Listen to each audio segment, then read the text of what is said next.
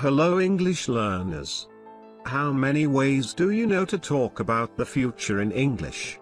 In this video, I will teach you 4 easy ways to talk about the future. First way, with will or shall. For examples: I will go to the school. I shall always love you. Second way, with going to. For examples: I am going to study. I am going to sleep. Third way, with the present continuous. For example: I am flying to New York tomorrow. Fourth way, with the simple present.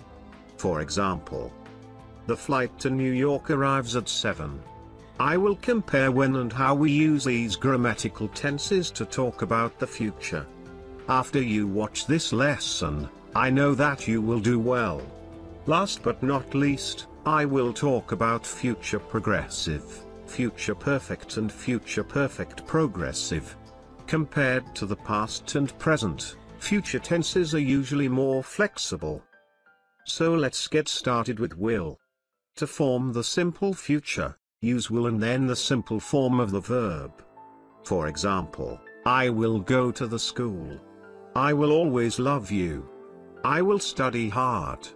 I will do my taxes on time. Okay, so we use will plus a verb when we are talking in the far future. For example, in 50 years, Chinese will speak English. We use this also when we are not sure about something. This is my prediction, but I don't have much evidence of this. I am not very sure. So I will use will. Another example: aliens will invade Earth. Okay? In 25 years, aliens are coming, they will invade the Earth. I don't mean to scare you. Luckily, I am using will, which means I am not really sure. We also use will when we are making promises. Okay? So if somebody ever gets down on their knee and says, "Will you marry me?" I will marry you. I am promising to marry you. Okay? Or maybe I don't really like the person, I might say, I won't marry you. Want is the negative form of will. So I promise is not to marry you. We often use short contracted forms of auxiliaries in spoken English. The will future is formed with the auxiliary will, so short contracted forms are very frequent. In everyday conversation, will often gets shortened, which can be difficult for English learners to hear.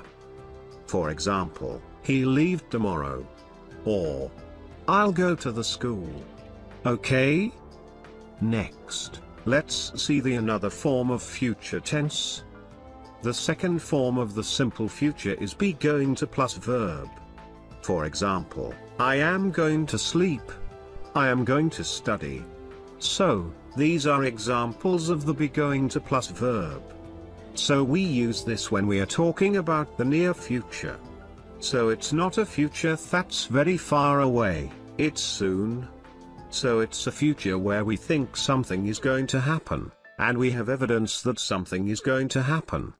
So, for example, he is going to spend his vacation in Hawaii. This means you probably have your tickets already bought, you are pretty sure about this. There's not a lot of confusion. This is almost going to happen, almost certainly. If you do not have a plan, use will. If you are making a prediction about the future, you can use will or be going to. You can say, the movie Zenith will win several Academy Awards. Or, the movie Zenith is going to win several Academy Awards. The meaning is the same. In casual conversation, most Americans will change going to gonna. So, for examples: I am gonna sleep. I am gonna study. Be careful with this expression. You might want to avoid using the reduced form, gonna, in formal situations.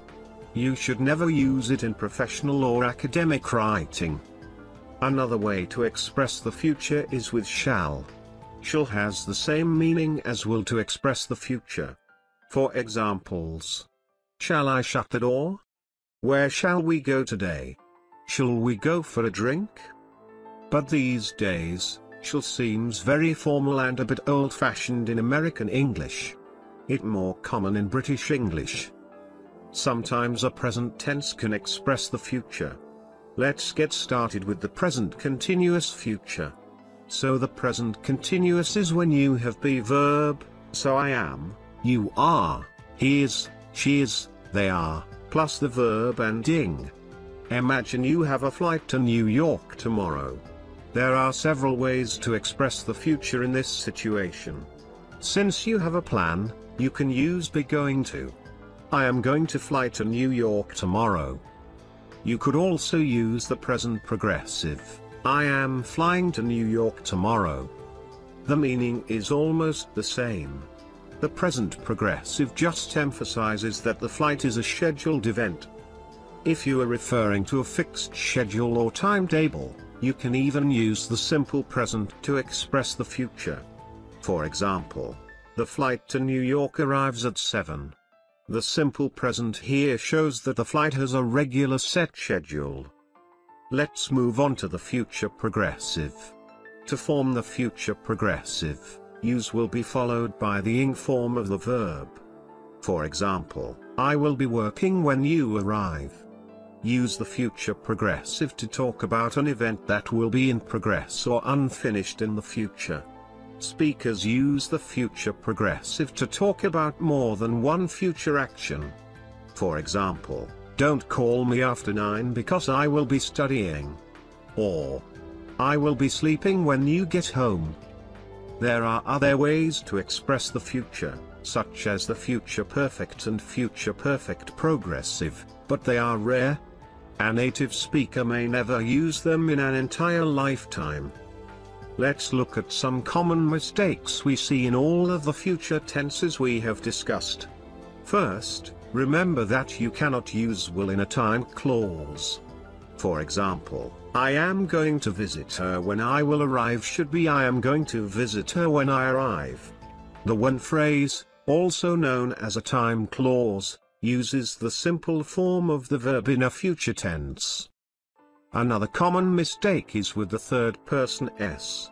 He will meet me tomorrow should be he will meet me tomorrow. There is quite a bit of flexibility with future tenses. Sometimes there is little or no difference among different forms. If you have a choice, use the simplest tense.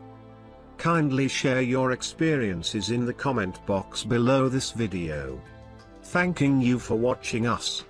Do subscribe to our channel. I will see you again with a new lesson. Till then, bye and take care.